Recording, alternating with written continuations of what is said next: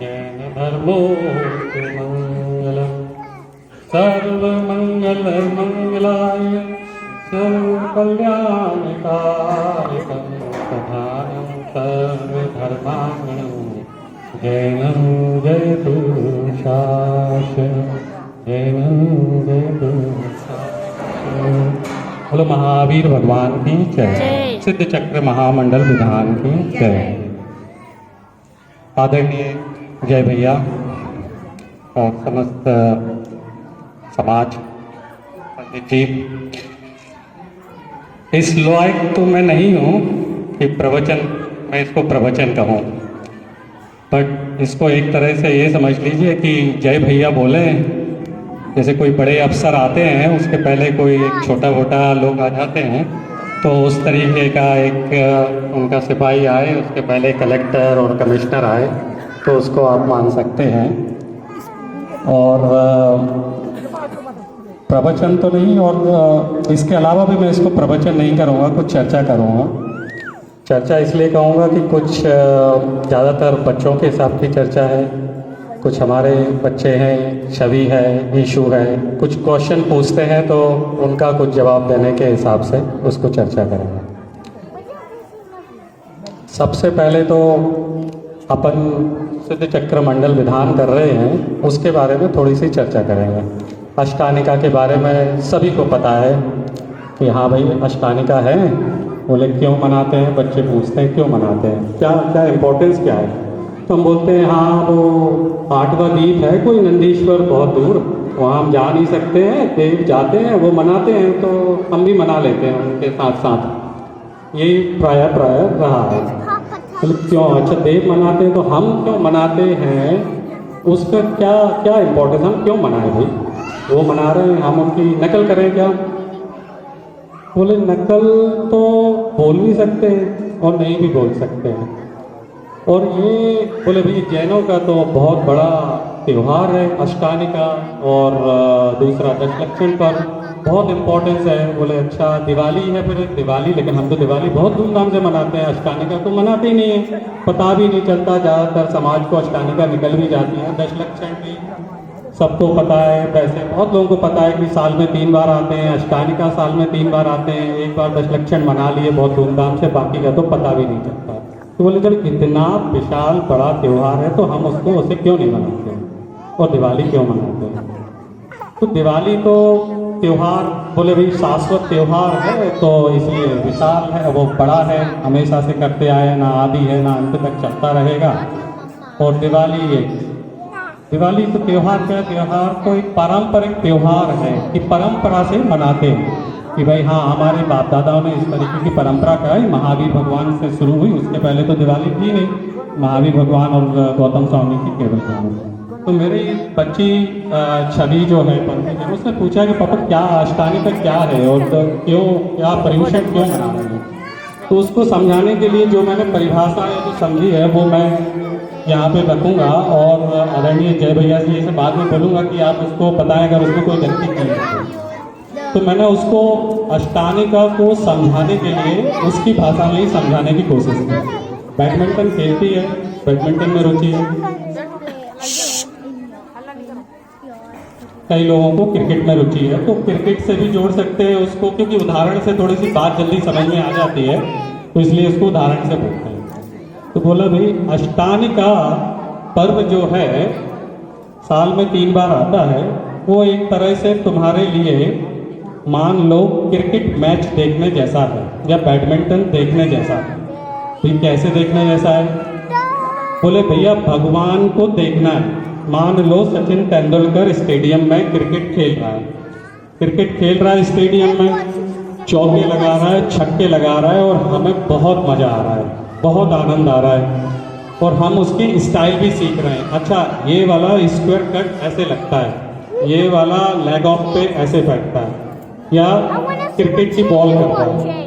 बोले हाँ, तो भगवान को भी हम तेंदुलकर समझे या तेंदुलकर को भगवान समझे कि भैया वाह भगवान वाह, क्या आपने अनंत चतुष्टय के चौके छक्के लगाए हैं, क्या केवल ज्ञान की सेंचुरियां मारी हैं आपने, बहुत अच्छा बहुत अच्छा।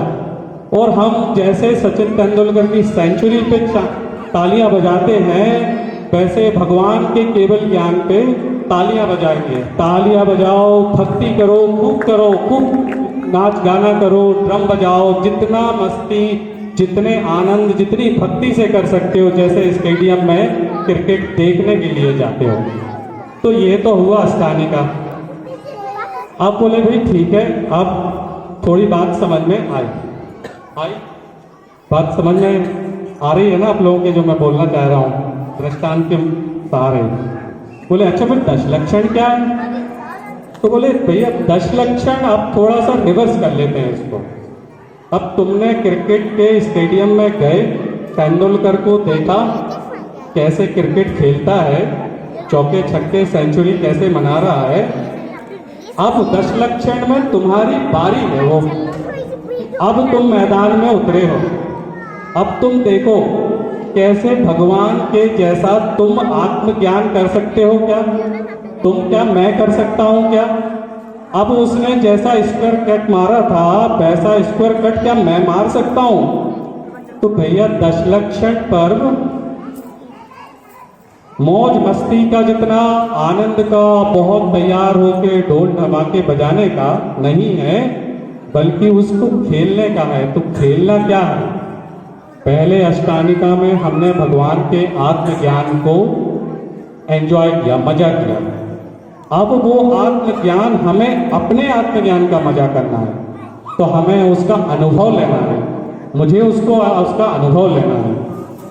और उस अनुभव में जैसे अनुभव तेंदुलकर को चौके छक्के लगाने का हुआ, या भगवान को केवल ज्ञान का हुआ, और बाकी सारे गुणों का हुआ, अनंत गुणों का हुआ, 46 प्रमुख गुणों का हुआ, तो वो सब गुण कि हम सामर्थ्य तो नहीं है बट कोशिश तो कर सकते हैं।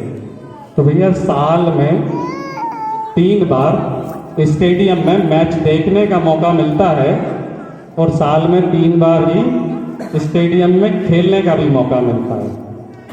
तो इसको इसलिए इम्पोर्टेंस है जैन धर्म में कि भैया पहले देख लो और फिर खेलो। और अगर अपन ने अष्टानिका नहीं मनाई तो बिना अच्छे क्रिकेटर को देखे हुए, जैसे क्रिकेट सीख रहे हैं वैसे ही अपना गली मोहल्ला वाला गिल्ली डंडा जो क्रिकेट खेलते हैं वैसे ही अपना निकल जाएगा, कुछ खास उसमें सीखना नहीं होगा।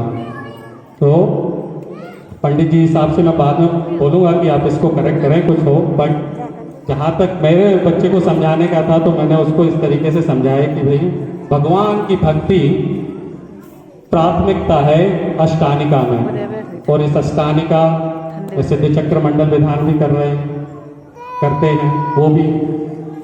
और आत्मभक्ति 10 लक्षण की प्राथमिकता है। तो ये तो हुआ अष्टानिका। विशु भाई तो समझ में आया? समझ में आया। और 10 लक्षण। अब एक दूसरा जो आजकल बहुत ज़्यादा खासकर बड़े बुजुर्गों से और विद्युत वर्ग से सुनने में मिलता है, भैया धर्म से ही सब कुछ होता है। छोटे छोटे टॉपिक बोलूँगा, ज़्यादा बोर नहीं करूँगा किसी को, बट मेरे ख्याल से थोड़ा सा काम का रहेगा। भैया धर्म से ही सब कुछ होता है। तो बोले अच्छा धर्म से सब कुछ होता है तो फिर तो धर्म करना चाहिए। बोले धर्म करें तो अच्छा धर्म से सब कुछ होता है तो क्या सब कुछ होता है? तो बोले भैया रुपया पैसा भी आता है, तो पढ़ाई में भी पास हो गए, अव्वल हो गए, तो धर्म से ही ये सब होगा। अच्छा तो धर्म से ये सब कुछ होगा, तो एक बोलेगा भैया हम तो क्लास में टॉप किए हैं और हमने धर्म तो अभी तक किया नहीं।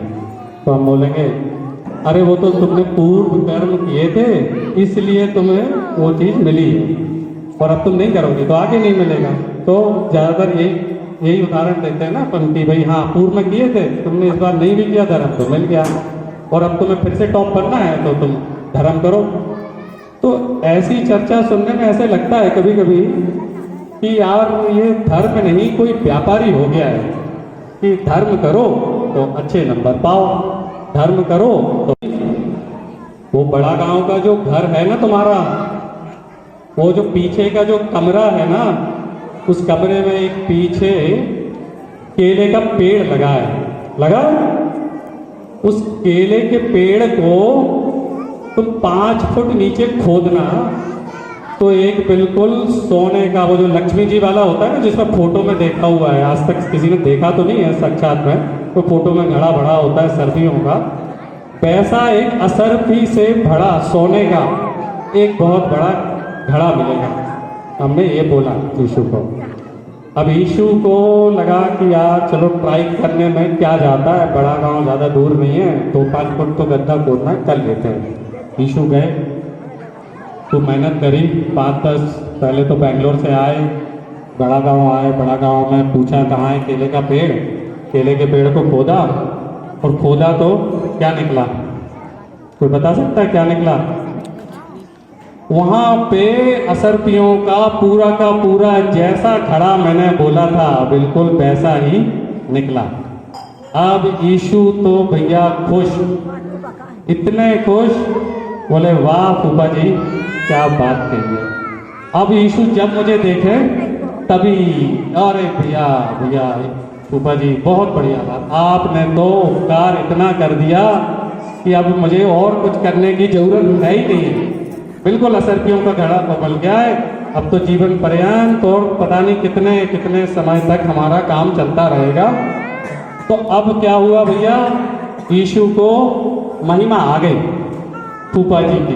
अब तो जब फूफा जी को देखे तब बिल्कुल चरणों में पड़े हैं फूफा जी के, बोले वाह वाह।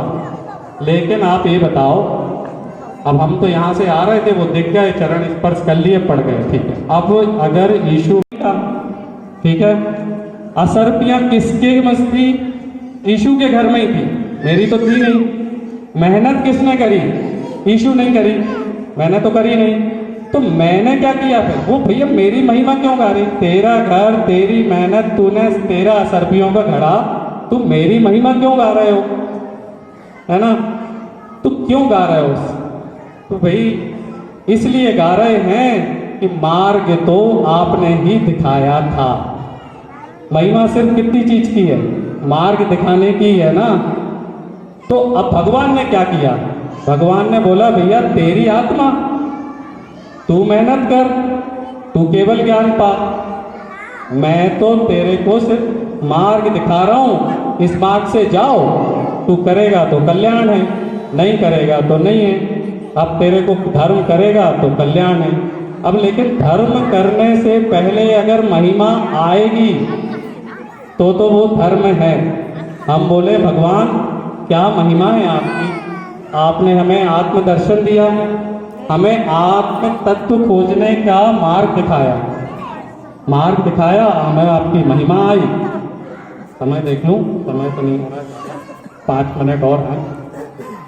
तो महिमा आई, अब हमें उस महिमा को अगर एहसास होगा तो जब जिनेंद्र भगवान का जिनबिंब हमें दिखेगा, अपने आप ही हाथ जोड़ेंगे, बोलेंगे भगवान सही है, आपने बताया कैसे हमें निराकुल होना है, कैसे परिणाम को संभालना है, निर्मल करना है। और बाकी समय में क्या करेंगे? अब भगवान नहीं है सामने, तो क्या हम भगवान का पूरे टाइम हाथ जोड़ते रहेंगे? नहीं भैया, असरपियों का यूज करेंगे। भगवान ने क्या दिखाया? आत्म तत्व की पहचान करने का रास्ता दिखाया। तो बाकी समय जब भगवान सामने नहीं है तो आत्म तत्व का हम चिंतन करें, उसका उपयोग करें और उसको एक तरह से असरपियां समझ के एंजॉय करें। और जैसे भगवान दिखे फूफा जी, तो बाकी अपनी शॉपिंग करो, शॉपिंग जो भगवान ने दी आत्म तत्व उसकी शॉपिंग करो। ऐसे विचार करो और महिमा ना आए और भगवान की भक्ति ना करें, ऐसा हो नहीं सकता। और ऐसी महिमा आने पे करेंगे तो परिणाम निर्मल आज नहीं, कल नहीं, तो कभी ना कभी तो होंगे। होने से पहले उस पर विश्वास तो आना पड़ेगा कि शायद यही रास्ता है। भैया ज्ञान जो है, ज्ञान में ही सुख है।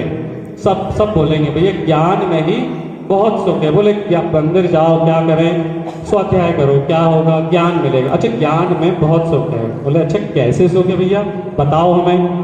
पंक्ति जैन ने पूछा पापा सुख है कैसे सुख है बताओ। तो हमने कहा कि भैया सुख का तो ज्ञान में अगर सोचो, पंडित जी ज्ञान में अगर सोचो तो दुख भी है। अच्छा बताना दुख है कि नहीं है। पहले हमने देखा, हमें ज्ञान हुआ कि बड़ा गांव ही है, बस इतना एरिया, इतना हमें ज्ञान हो गया बड़ा गांव का। फिर हमें पता चला नहीं बड़ा गांव के बाहर एक टीकमगढ़ भी करके कोई जगह है। अब जब तक टीकमगढ़ का ज्ञान नहीं होगा, हमें लगता है अरे यार मज़ा नहीं आ रहा, टीकमगढ़ के बारे में पता तो करना चाहिए। हमें सिर्फ ये पता चला कि ज्ञान है कोई टीकमगढ़ जगह, तो हम टीकमगढ़ की तरफ भगे, फिर हम दिल्ली भगे, फिर बम्बई भगे, लंदन भी भगे, सब जगह भगे। और जब तक ज्ञान पूरा नहीं हो रहा है, वो ज्ञान भी हमें आकुलता दे रहा है कि भैया नहीं वो तो और करना है, और ज्ञान आना चाहिए, अभी तो और आना चाहिए, और आना चाहिए। तो सुख तो अनुभव सा नहीं हो रहा है। फिर क्यों बोल रहे भैया ज्ञान में सुख है, ज्ञान में सुख है। तो उस टिकट का काउंटर खुल रहा है और पीछे वाले ने मुझे दिया